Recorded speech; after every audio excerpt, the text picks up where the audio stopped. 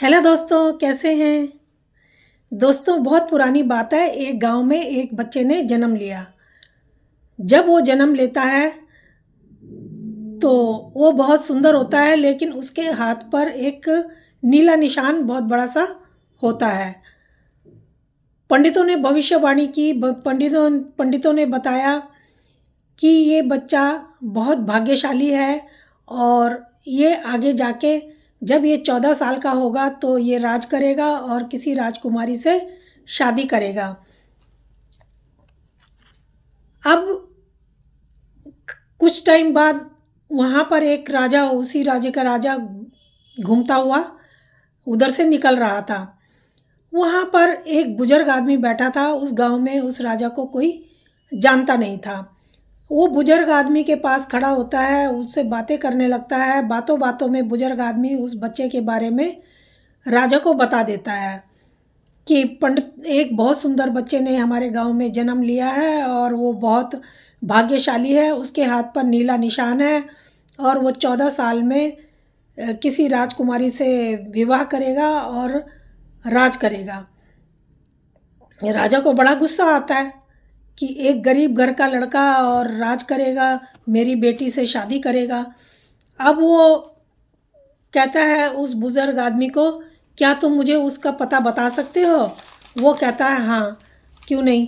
तो वो बुज़ुर्ग आदमी उस राजा को लेकर के वहाँ पर उनके यहाँ पहुँचता है। वो औरत बाहर अपने बच्चे को लेकर के बैठी हुई थी। राजा उस बच्चे को देखता है और कहता है उस औरत से कि इस बच्चे का पालन पोषण तुम नहीं कर सकोगी, तुम बहुत गरीब हो, ये बच्चा मुझे दे दो, मैं इसको बहुत अच्छे से पालूँगा।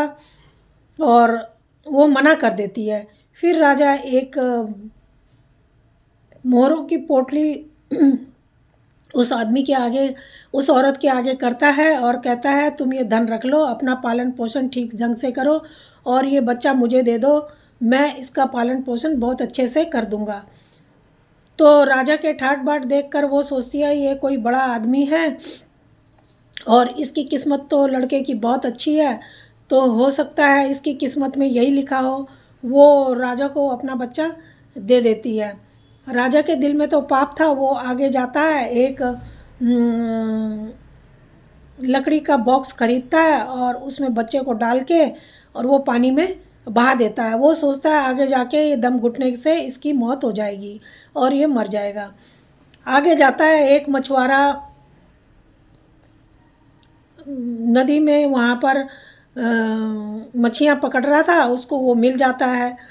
तो वो बक्सा देखता है, उसको सोचता है आज तो मुझे बहुत धन हाथ लगा है।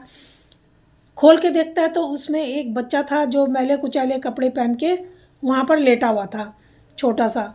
अब वो कहता है मैं इस बच्चे का क्या करूँगा, मुझे अपने मालिक को ये दे देना चाहिए। अब जो मालिक होता है उसकी एक चक्की भी होती है पानी की, और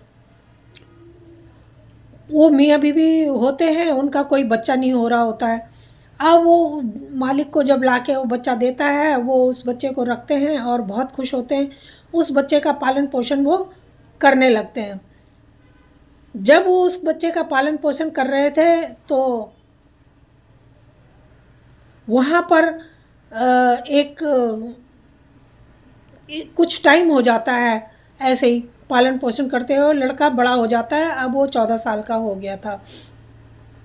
तभी वहाँ पर एक राजा आता है, वही वाला राजा जिसने उसको बहाया था। वो सुंदर लड़का अपने पिता के साथ में वहाँ पर चक्की के वहाँ बैठा हुआ था। राजा उसको देखता है, कहता है ये तुम्हारा बच्चा है। वो कहता है हाँ, ये मेरा बच्चा है, मुझे ऐसे ऐसे मिला और मैंने इसको पाल पोस के बड़ा किया है, अब ये मेरा ही बच्चा है। अब राजा के पास जब वो ले जाता है तो राजा बहुत परेशान होता है अब उसको देख के कि ये तो वही बच्चा है, ये तो वही कहानी है जिसको मैं मारना चाह रहा था।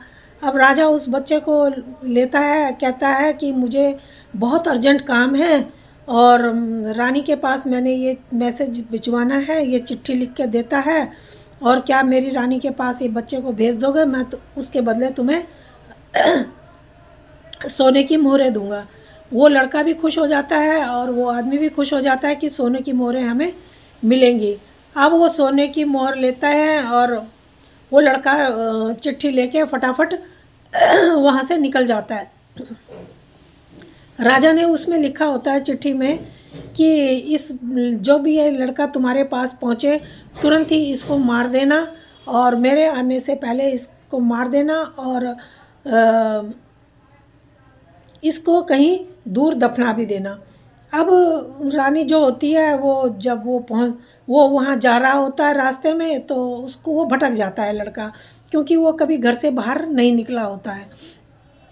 जब वो रास्ता भटक जाता है एक जंगल में पहुँचता है, रात होने को होती है, वो कहता है अब मैं कहाँ जाऊँ। देखता है कि दूर उसको आग जलती हुई एक झोपड़ी में दिखाई देती है। वो कहता है कि मुझे यहीं रुक जाना चाहिए, वो वहाँ चल देता है। अब वहाँ पर एक बुढ़िया बैठी हुई होती है, वो कहती है बेटा तुम यहाँ पर कैसे आए, क्यों आए और कहाँ से आए। वो सारी बात उसको बुढ़िया को बताता है और कहता है, बुढ़िया कहती है तुम यहाँ क्यों आए, तुम्हें क्या पता नहीं है कि ये डाकुओं का अड्डा है। उसने कहा कि अब जो कुछ भी है मैं तो यहाँ से जा रहा था, रात हो गई तो यही मुझे झोपड़ी दिखी जहाँ रोशनी हो रही थी तो मैं इधर ही आ गया अपने बचाव के लिए। अब बुढ़िया कहती है ठीक है कोई बात नहीं, जब आ गया तो अब क्या करें। तो बुढ़िया उसको अंदर लिटा देती है, वो सो जाता है। थका होने के कारण उसको जल्दी से नींद आ जाती है। जब रात को डाकू आते हैं देखते हैं कि यहाँ पर कोई बच्चा सो रखा है, तो जो डाकुओं का सरदार होता है उसको वो सारी बात बताती है और डाकुओं का सरदार देखता है ये जो बच्चा सो रखा है इसके पास एक चिट्ठी भी पड़ी हुई है। वो वहाँ से चिट्ठी उठाता है, डाकुओं का सरदार पढ़ता है, चिट्ठी में जो लिखा होता है उसको पढ़ के वो भी सन्न रह जाता है और बच्चे के ऊपर उसको बहुत दया आ जाती है। अब वो चिट्ठी को जब दूसरी चिट्ठी लिखता है और उसको उस लिफाफे के अंदर डाल देता है, उस चिट्ठी को फाड़ देता है।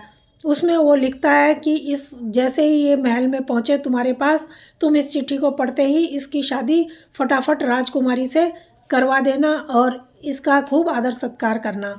राज जब वो रानी के पास चिट्ठी देता है, रानी पढ़ती है तो रानी कहती है ये अनजान लड़के को ऐसे चिट्ठी देके क्यों भेजा इन्होंने, ये तो मैं तो इसको जानती भी नहीं। पर जब उन्होंने राजा ने लिखा है तो ठीक ही लिखा होगा। वो अपनी राजकुमारी से धूमधाम से उसकी शादी कर देती है और उसकी बड़ी आदर खातिर होती है। अब वो वहाँ रहने लगता है। कुछ समय बाद वहाँ पर राजा पहुँच जाता है। जब राजा देखता है कि राजकुमारी की शादी हो गई है उस लड़के से, वो अपनी घर में पूछता है तो रानी बताती है कि तुमने ही तो चिट्ठी दी थी। उसको चिट्ठी दिखाती है राजा को कि राजा बड़ा हैरान होता है चिट्ठी देख के। वो लड़के को बुलाता है, पूछता है कि क्या बात है, तुम कहाँ कहाँ गए। वो कहता है मैं कहीं नहीं गया, मैं रास्ता भूल गया था और एक जगह एक झोपड़ी में रात को मैं सो गया था, सुबह उठ के मैं फिर चल दिया था। राजा समझ जाता है कुछ गड़बड़ है। अब राजा कहता है मैं शादी को तब तक नहीं मानूंगा जब तक तुम शैतान के मुझे सोने के 3 बाल ला के नहीं दोगे। अब वो डर जाता है, वो कहता है कि अब मैं क्या करूं। अब वो वहाँ से निकलता है शैतान के 3 बाल ढूंढने। जब वो जा रहा होता है तो जाते जाते एक नगर के गेट पर पहुँचता है। नगर का गेट बड़ा आलीशान होता है और उसमें एक आदमी पहरा दे रहा होता है, पहरेदार। अब वो पहरेदार पूछता है तुम कौन हो, कहाँ से आए हो और क्या तुम कुछ जानते हो। वो कहता है हाँ मैं सब कुछ जानता हूँ, मैं सब कुछ बता सकता हूँ। तो वो कहता है कि हमारे यहाँ कुआं है, कुएं में पहले मीठा पानी आया करता था लेकिन अब वो पानी सूख चुका है, उसमें पानी नहीं आता, इसका क्या कारण है। वो कहता है मैं अपने काम से जा रहा हूँ, जब काम से वापस लौट के आऊँगा तो ज़रूर तुम्हें इस सवाल का जवाब दूंगा। वो आगे जाता है, उसको दूसरे शहर में जाके दूसरा गेट मिलता है। जब दूसरा गेट मिलता है वहाँ भी एक पहरेदार कर रहा होता है। वो उसको पूछता है हमारे यहाँ पर एक पेड़ है जो सोने के सेब, पहले उसमें सोने के सेब उगा करते थे लेकिन अब वो सूख चुका है, उसमें सोने के सेब नहीं आते हैं, वो बिल्कुल ही उसमें पत्तियां भी नहीं है, अब वो सूख चुका है, उसमें वो हरा भरा वो फिर कैसे फल देने लगेगा। वो कहता है कि ठीक है, मैं कहीं जा रहा हूँ अपने काम से, लौट के आऊँगा तो तुम्हें इसका जवाब भी दूंगा। वो फिर आगे चल देता है। आगे जाता है, उसको एक नदी मिलती है। नदी में एक जो नाव चलाने वाला होता है, उसमें एक छोटी सी नाव होती है, वो उसको चला रहा होता है। वो उससे पूछता है कि तुम नाव चला रहे हो, मुझे ये नदी पार करा दो, मुझे नदी पार जाना है। वो कहता है पहले मुझे सवाल का जवाब दो। वो कहता है कि क्या सवाल है आपका? वो कहता है कि नाव चलाने वाला कहता है कि मेरे इस आने जाने से छुटकारा कैसे मिल सकता है और कब मिलेगा? वो कहता है जब मैं काम से जा रहा हूँ, तुम मुझे नदी पार करा दो, मैं लौट के आऊँगा तो तुम्हारे सवाल का जवाब ज़रूर दूंगा। उसको नदी पार कराता है। नदी पार करके वो एक रास्ता होता है, नीचे को जा रहा होता है, कच्चा रास्ता, उस पर चल पड़ता है। वहाँ जा रहा होता है तो वहाँ पर जाते जाते उसको एक झोपड़ी दिखाई देती है और वहाँ पर एक बुढ़िया दिखाई देती है। अब वो वहाँ पर जाता है और रात हो गई थी। अब वो वहाँ पर जाता है तो कहता है कि अब कहाँ जाऊँ, चलो यहीं रुकता हूँ। अब बुढ़िया उसको देखती है और डर जाती है। उससे पूछती है बेटा तुम कौन हो, कहाँ से आए हो, क्यों आए हो? वो सारी बात उसको बताता है बुढ़िया को। और बुढ़िया कहती है कि ठीक है, यहाँ तो राक्षस आता है रात को, ये राक्षस का अड्डा है, मैं तो राक्षस की नौकरानी हूँ। वो कहता है कि क्या करूँ, मैं कहाँ जाऊँ, तुम ही मेरी मदद कर सकती हो। वो जादूगरनी होती है, उसको चींटी बनाती है और अपने घाघरे में, बड़ा सा घाघरा होता है उसमें घेर में छुपा लेती है, उसमें रख लेती है। अब वो वहाँ पर जब छुप जाता है, राक्षस आता है तो आते ही कहता है कि मनुष्य की गंध आ रही है, मनुष्य की गंध आ रही है। वो सारे घर में ढूंढता है, उसको कोई भी कुछ भी नहीं मिलता। बुढ़िया कहती है तू, तेरी नाक में तो मनुष्य की गंध घुस गई है, यहाँ तो कोई भी नहीं आया। और वो खाना खाता है और फिर चटाई होती है उसमें लेट जाता है और उसको नींद आ जाती है। बुढ़िया को उसने बताए, 3 सवाल पूछे होते हैं कि बुढ़िया माई मेरे 3 सवालों के भी, मेरे को बचाने के साथ साथ 3 सवालों के भी मेरे को जवाब चाहिए। तो वो कहती है ये सवाल राक्षस ही बता सकता है, मैं कोशिश करूँगी उससे पूछने की। अब वो जब चींटी बन के छुपा होता है, राक्षस सो गया होता है, तो वो वहाँ से सुन रहा होता है। अब वो राक्षस के बगल में वहाँ पे लेटती है और राक्षस जब खर्राटे लेने लगता है तो एक बाल उसका खींच लेती है, तोड़ लेती है। वो कहता है, वो हुई करके उठता है और कहता है तुमने मेरे बाल क्यों खींचे? वो कहती है कि मुझे बहुत भारी सपना हुआ, तो पता नहीं, और इस सपने का क्या मतलब है कि एक कुआं है जिसमें पहले मीठा पानी आता था, वो अब सूख चुका है। तो वो कहता है ये इसमें कौन सी बड़ी बात है, एक कुएं में एक बड़ा पत्थर है, पत्थर के नीचे मेंढक है, और इसलिए अगर वो मेंढक को मार दिया जाएगा फिर उसमें वैसे ही पानी आ जाएगा मीठा। वो फिर आगे जाता है।